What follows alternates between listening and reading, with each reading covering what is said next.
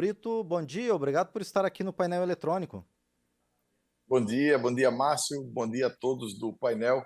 Fico à disposição para a gente debater esse tema tão importante para o Brasil. Perfeito, deputado, é um prazer receber o senhor aqui no programa. Deputado Rafael Brito, o novo ensino médio tem 2 anos só, por que já é necessário fazer essa revisão? Olha, Márcio, eu acredito que a lei do novo ensino médio, né, que vai ficar até estranho a gente falar, Pois porque é. é o novo ensino médio, ela não é uma lei de essência ruim.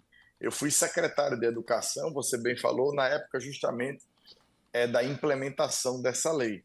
Mas no momento em que essa lei se mostrou, ou seja, essa lei virou obrigatória no ano de 2022, desde a época que ela foi aprovada e foi por MP, até a sua implementação, houve esse tempo de transição, mas faltaram, naquele momento, duas coisas extremamente importantes para todas as redes.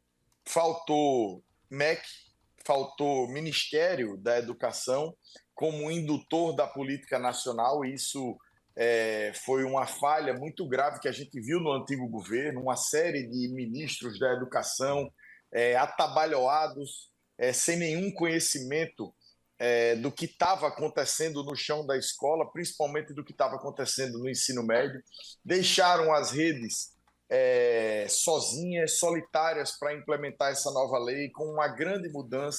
E, além disso, nesse meio tempo, ainda tivemos a pandemia da Covid-19, que foi extremamente prejudicial à educação. Então, assim, para a gente iniciar, a lei anterior, ela não é uma lei ruim na sua essência. Ela é uma boa lei. Ela apresenta um bom arcabouço para que a gente pudesse mudar o ensino médio no Brasil, deixar o ensino médio mais atrativo. O problema é a forma como ela foi implementada. E aí ela mostrou mais problemas do que ela mostraria se tivesse sido implementada de uma forma correta. Eu tenho dito, inclusive, nas reuniões que participo com o MEC, com o ministro Santana e com outros técnicos. Talvez se o MEC naquela época fosse o MEC que é hoje, com o ministro Camilo e com os seus técnicos, com a Isolda, por exemplo, a gente não tivesse tantos problemas e não tivesse tendo que rever uma política que foi, como você bem colocou, feita há pouquíssimo É, tempo. uhum. Mas eu acho que há algumas mudanças significativas, havia uma crítica muito grande em relação as 1.800 horas para a formação geral básica. Eu acho realmente que houve uma diminuição muito grande de 2.400 para 1.800, e essa nova lei ela vem preencher algumas lacunas, sim, mas ela ainda será com certeza discutida na Câmara, com certeza discutida no Senado, para que a gente possa entregar para a sociedade um texto ainda mais próximo do que está acontecendo no chão da escola.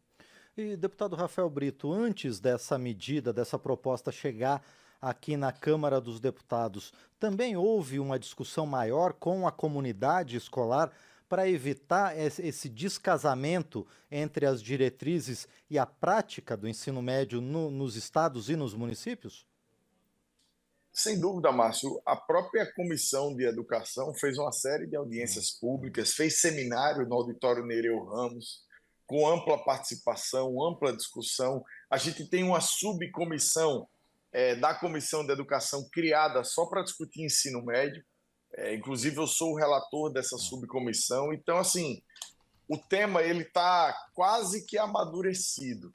Eu acho que a gente vai encontrar uma certa resistência do ponto de vista de encontrar um pensamento médio dentro da casa, justamente nessa questão da carga horária Sim. de formação geral básica. Porque o que estava sendo defendido pela maioria dos meus pares, pela maioria dos deputados que a gente tem conversado, é que essa carga de formação básica ela fosse flexível para que os estados, as redes estaduais, que de fato implementam e tocam o ensino médio do Brasil, pudessem fazer uma definição em relação a essa carga horária. A ideia que a gente ventilava na subcomissão, inclusive em conversas informais, inclusive com os técnicos da Câmara dos Deputados, era que a gente pudesse fazer isso de forma flexível, de Sim. 2.100 a 2.400 horas, ficando a cargo dos governos estaduais, das secretarias estaduais de educação, a definição de que modelo eles iriam seria implementado. Então, acho que fica isso.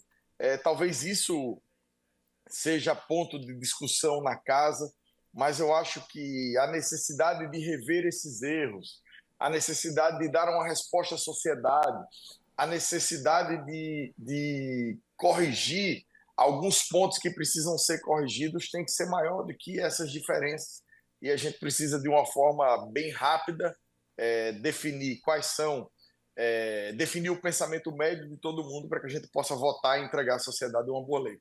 Sim, e deputado Rafael Brito, dentro dessas preocupações de, como o senhor falou, né, adequar um pouco o ensino médio às realidades locais de cada estado ou de cada micro ou macro região dentro dos estados, também existe uma preocupação de adaptar o ensino médio profissionalizante a cada necessidade mais pontual? O ensino médio profissionalizante, ele infelizmente ainda é pouco difundido nas redes estaduais.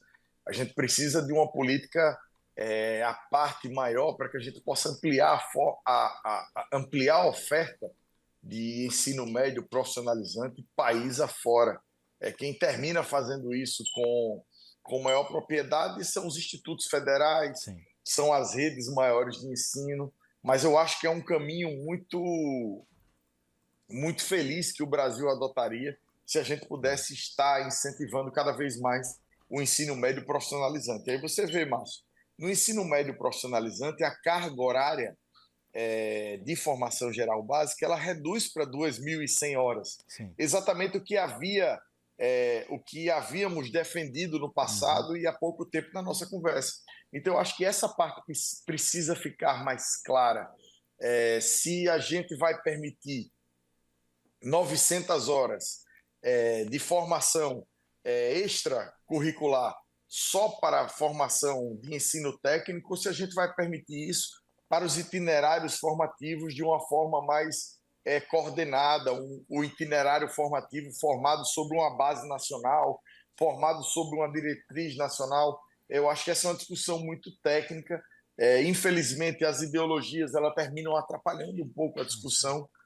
Todo extremo ele confunde, todo extremo ele prejudica muito o diálogo, e a gente que está ali no meio, né, num pensamento mais técnico, precisa explicar às pessoas que não é momento da gente levantar bandeira ou fazer uma lei dessa, um cavalo de batalha.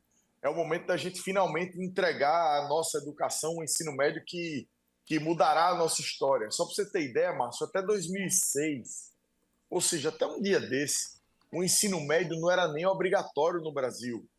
Ou seja, o Brasil é um país de 220 milhões de habitantes. A gente não pode fazer ensino médio de uma hora para outra, de forma assodada, dessa forma como ele vem se mostrando.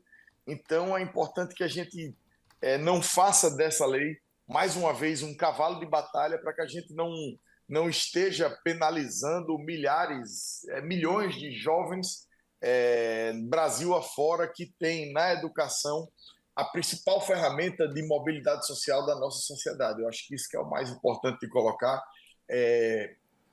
O texto, repito, apresenta alguns avanços, corrige algumas discrepâncias, mas, sem dúvida, acredito que tanto os membros da Câmara quanto os membros do Senado ainda darão contribuições para arredondar ainda mais esse texto e tirar do Congresso Nacional um pensamento médio para esse tema tão importante. Pois é, deputado Rafael Brito, o senhor está coordenando, o senhor é o relator da subcomissão que trata especificamente do ensino médio. Como é que vão se desenrolar as discussões aqui na Câmara e depois no Senado a partir desse texto encaminhado pelo governo federal?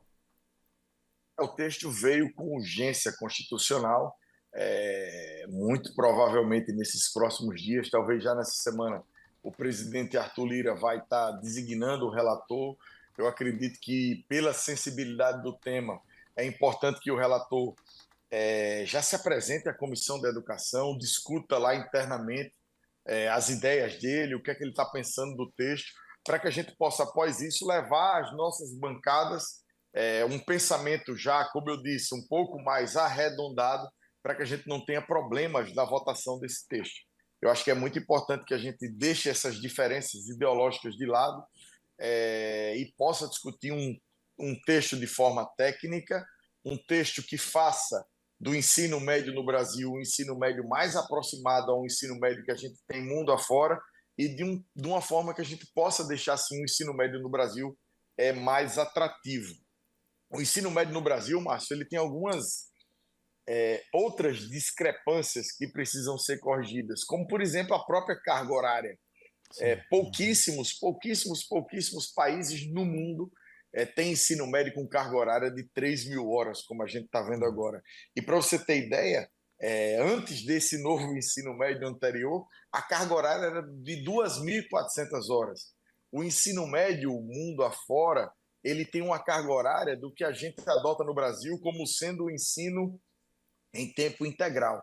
Então a gente tem muito a avançar ainda, o desafio é muito grande.